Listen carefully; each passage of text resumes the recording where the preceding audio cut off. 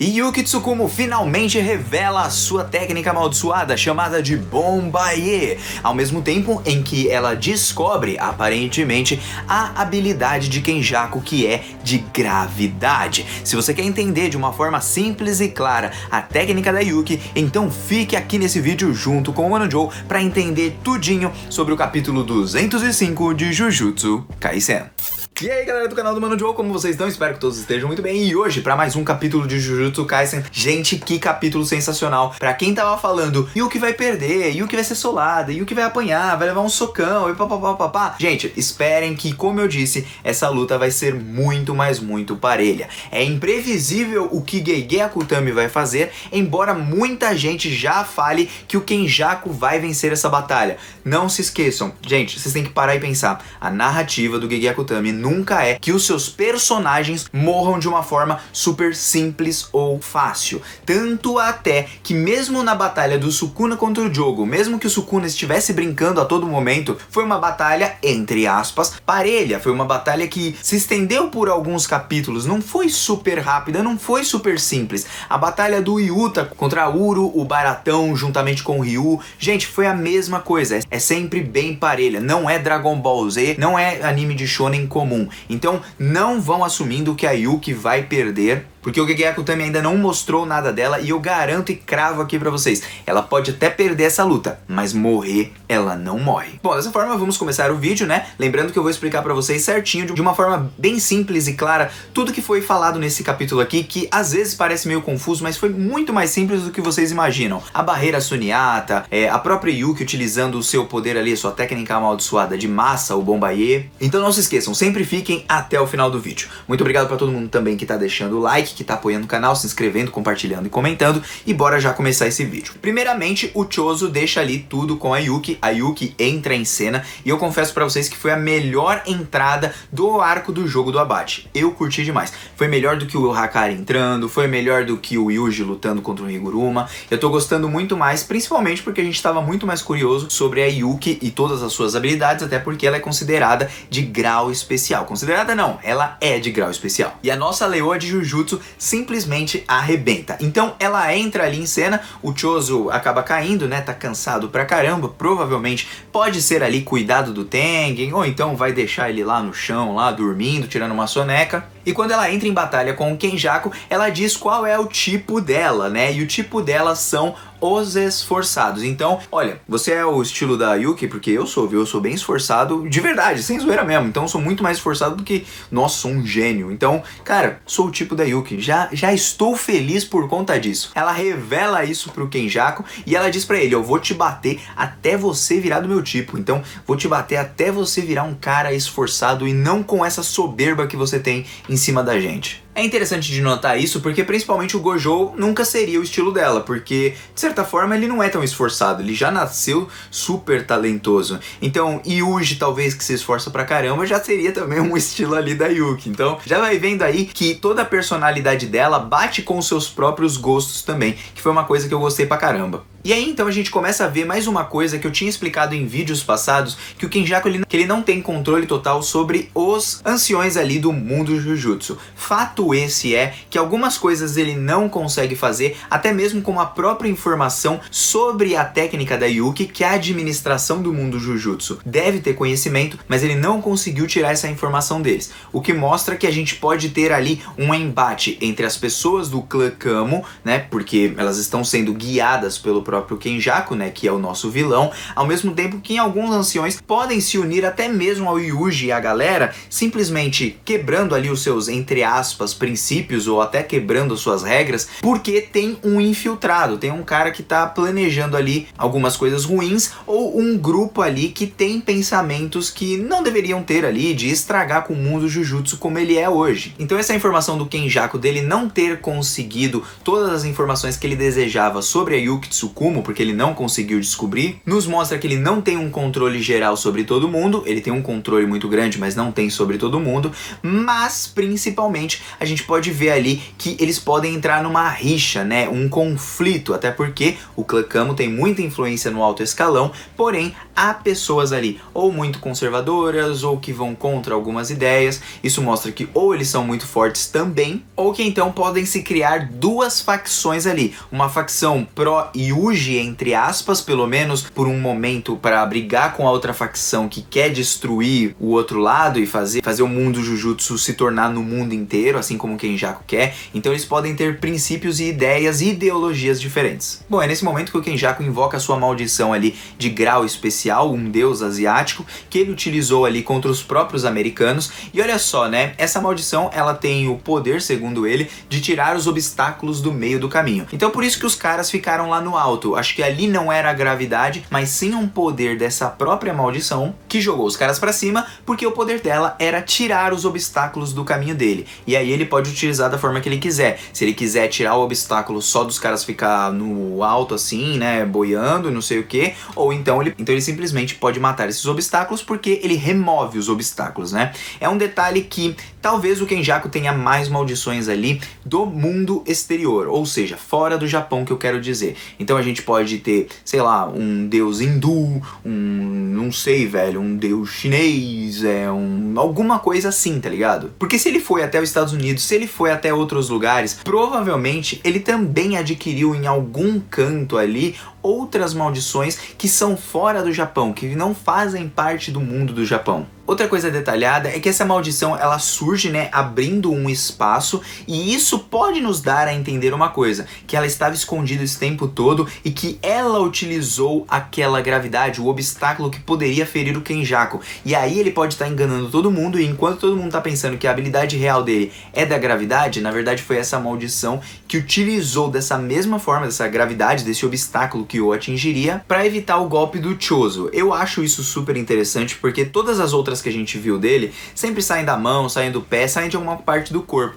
Dessa vez parece que ela estava escondida e ela simplesmente abriu ali um lugar. Eu não sei, aqui é só uma possibilidade, eu não acredito que seja isso, eu acredito que realmente a habilidade dele é a da gravidade, né, não teria sentido, mas ele pode, né, utilizar também as suas estratégias para enganar o adversário. Por isso nunca é muito bom confiar só no que os personagens dizem em Jujutsu. Então vamos lá, né, gente, ele ativa a sua maldição, né, ela chega a aparecer para eliminar a Yuki, até porque a Yuki tem uma técnica desconhecida até então, e aí ela pega lá, faz uma bolinha com o Garuda, que é o seu Shikigami, dá simplesmente uma bicuda sensacional, e essa bicuda vai lá e destrói a maldição do Kenjaku. Já era, acabou. O Kenjaku mesmo fica com mó medo, né, arregaça ali, mijou nas calças, porque ele não entendeu como uma maldição de grau especial foi derrotada, entre aspas, tão facilmente. E a Yuki parte pra cima dele correndo, dizendo assim, pô, você tá com medinho da minha habilidade, né? Então vou te contar qual que é. É massa. E é então que ela vai lá pra cima dele e mete-lhe o socão na cara.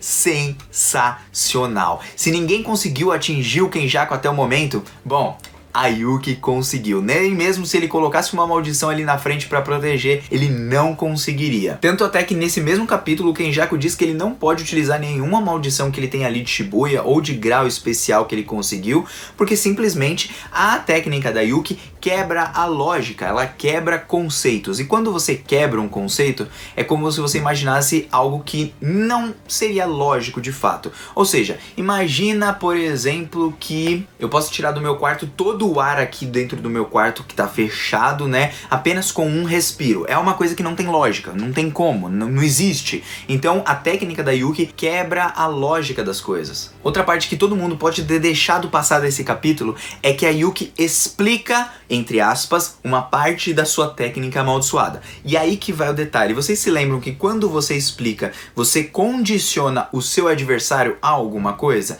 Então não é à toa que ela explica a sua técnica, não só pela sua estratégia para o Kenjaku ali ativar, por exemplo, a sua expansão de domínio no final do capítulo, mas como também como um ponto de adicional, né? A gente sabe que quando em Jujutsu é explicada a técnica, você ganha alguns problemas ou desvantagens, mas também também adquire vantagens. Então, ela ter explicado a sua técnica de uma forma bem simples ali pro Kenjaku já nos mostra exatamente isso, que ela já estava com tudo ali bem planejadinho. Mas o Kenjaku também é esse personagem, então por isso essa batalha começa a ficar cada vez mais interessante. E outro detalhe é, depois desse soco da Yuki, né, o Kenjaku simplesmente voou, sua mão já era, né, sua mão ali quebrou, caiu e tudo mais, mas ele tem técnica reversa, então aí ele consegue recuperar ali o seu corpo normal. E o soco da Yuki foi tão forte que quebrou a barreira Sunyata que tem ali naquele círculo, né? Bom, basicamente esse negócio da barreira Sunyata, gente, é como você imaginar apenas um círculo com várias camadas dentro, entendeu?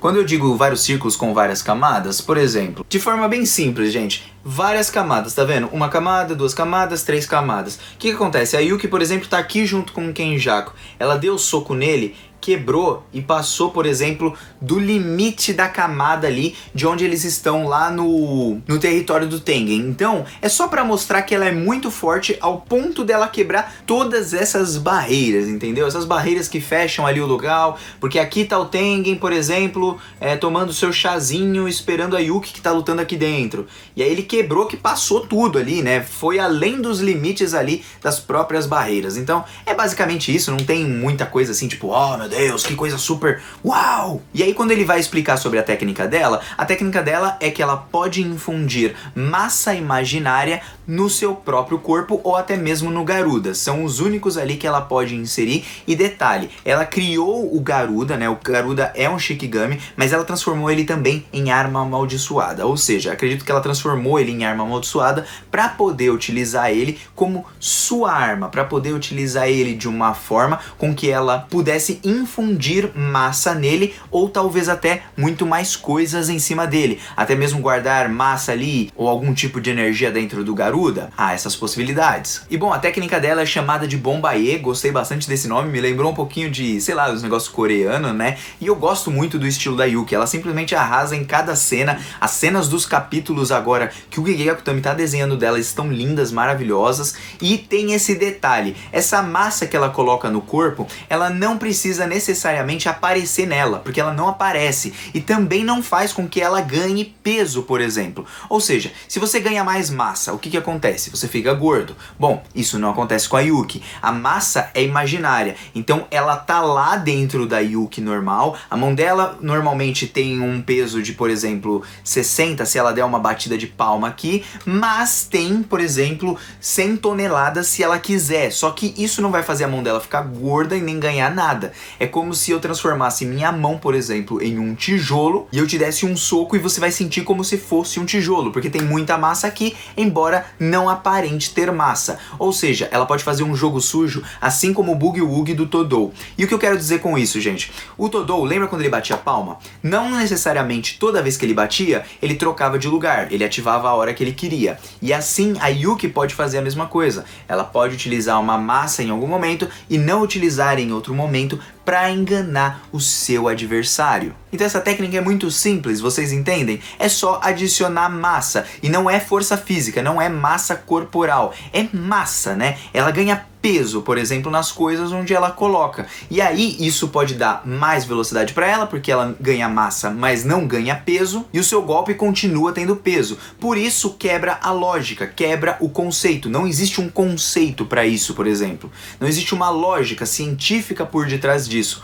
Por isso que ela pôde acabar com aquela maldição de forma fácil, e por isso que o Kenjaku começa a ver ela como uma adversária que é o seu counter, né? Que ela pode bater de frente com ele de uma forma que ele jamais poderia imaginar. E aí tem outro detalhe além da técnica dela, porque a técnica do Kenjaku também pode ser um counter para ela. Então as duas não batem. Por isso os dois vão ter uma luta muito mais parelha do que um solando o outro, como todo mundo gosta de dizer. Além do mais, em Jujutsu a gente não tem batalhas muito soladoras, né? A gente só tem o Gojo, por exemplo, e o Sukuna, que são os únicos personagens que realmente acabam acabam com seus adversários porque são overpowers demais. Porém, já os outros, como até o próprio Yuta, Hakari e todo mundo, isso já sai um pouquinho dessa linha, tá ligado? A gente vê que eles têm uma luta muito mais parelha, só o Gojo e o Sukuna realmente que são os mais fortes do Balacobaco. Bom, voltando para o capítulo, a Yuki diz pra gente que ela transformou o Garuda, né, de Shikigami também em arma amaldiçoada pra ela, e eu acredito que ele seja um armazenamento externo, assim como a Rika é pro Yuta,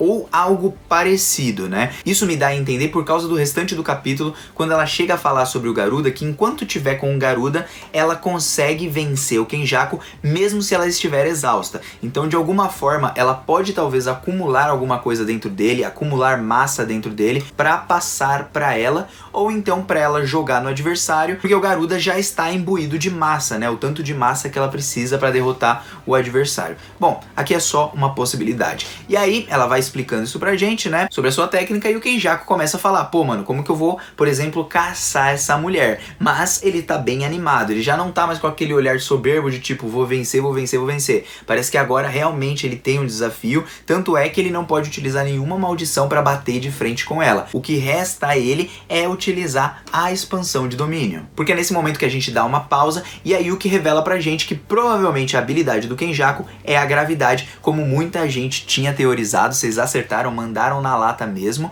Porém, como eu disse, ele pode estar enganando a gente através das suas maldições. Então, não dá pra cravar com certeza, porque por enquanto é uma probabilidade, visto que o Kenjaku ainda não afirmou nada. Porém, pelo que a Yuki explica, provavelmente é sim gravidade. E aí ele tem a técnica reversa que ele pode utilizar, ele tem a troca de corpos, né, que ele utilizou ali pra possuir o corpo do Getou, tem a manipulação de maldições e provavelmente, graças ao Uzumaki, onde ele pode extrair uma técnica amaldiçoada de alguém, como ele pegou ali a mutação ociosa do Mahito, ele pode ainda ter uma quarta técnica segundo a Yuki. Por isso há essa possibilidade, embora seja improvável, porque ele ficar guardando essa técnica por muito tempo para utilizar, que ele adquiriu através do Uzumaki, sobrecarregaria a memória do seu cérebro. E sobrecarregando isso, ele não conseguiria lidar com tudo. Seria basicamente como o Gojo quando ele insere várias informações através da sua expansão de domínio em cima do jogo. São muitas informações, são muitas técnicas vindo na cabeça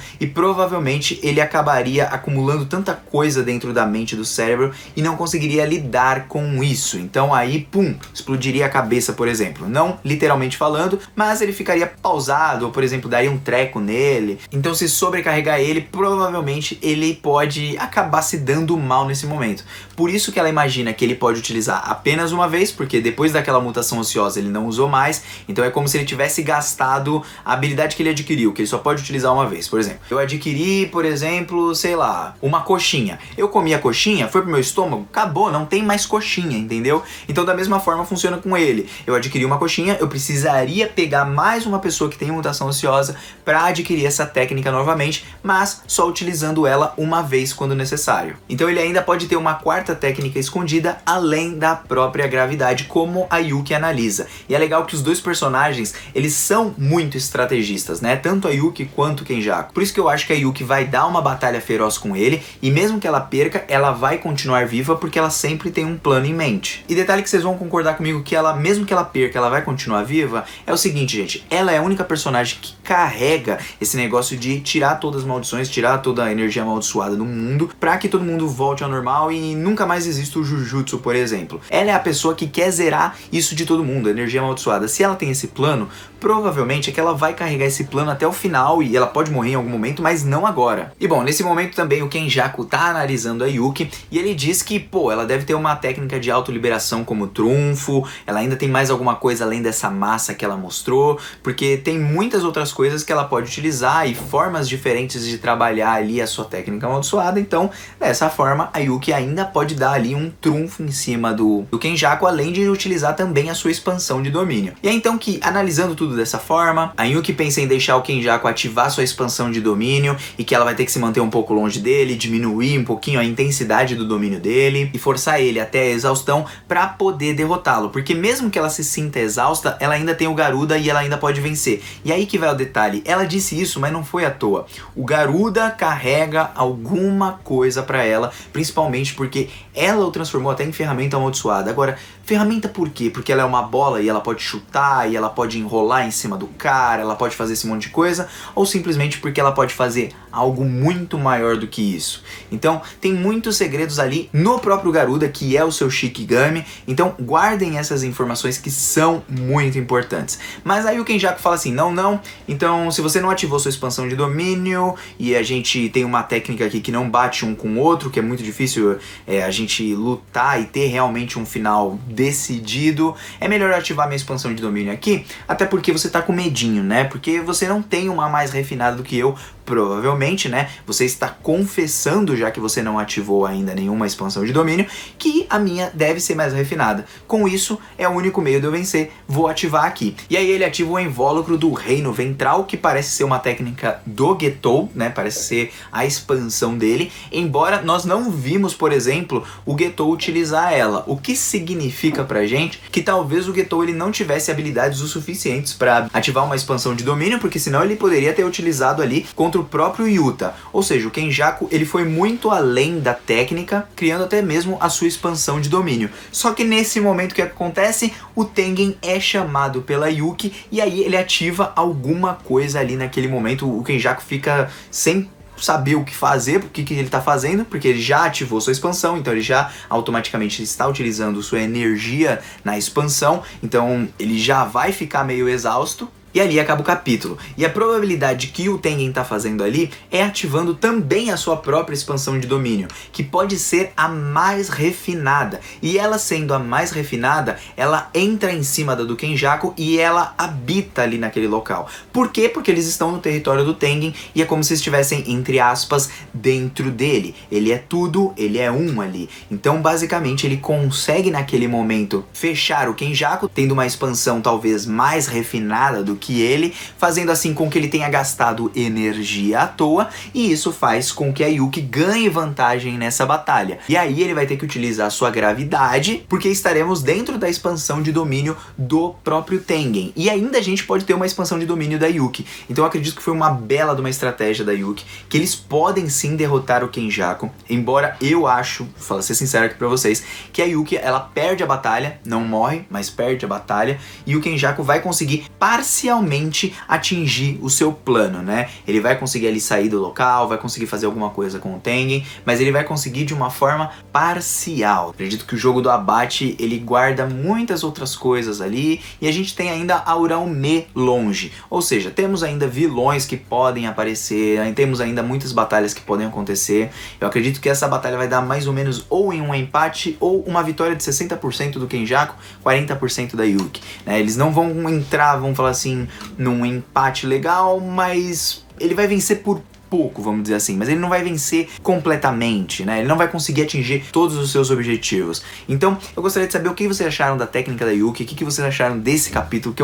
foi um dos melhores. A entrada da Yuki realmente ganhou muita força, ela metendo porradão em cima dele, partindo pra cima dele, sua técnica é simples, né, e bem clara, é só infundir massa imaginária, você quebra conceitos, então imagine coisas que quebrem conceitos, né? Isso mostra todo o potencial dela e que ela é uma fera selvagem. Mano, curti demais esse capítulo, foi sensacional. Gegako Tami tá arrebentando, cara. Cada mulher que aparece, eu gosto da Maki, eu gosto da Yuki, a Nobara, tomara que volte, Nobara. Bom, de toda forma, gente, vamos aguardar o próximo capítulo, né? Espero que vocês comentem aí embaixo pra mim o que vocês acharam, se vocês entenderam, se vocês curtiram. E o Mano Joe aqui está vazando. Até uma próxima, um beijo no coração, fui, valeu.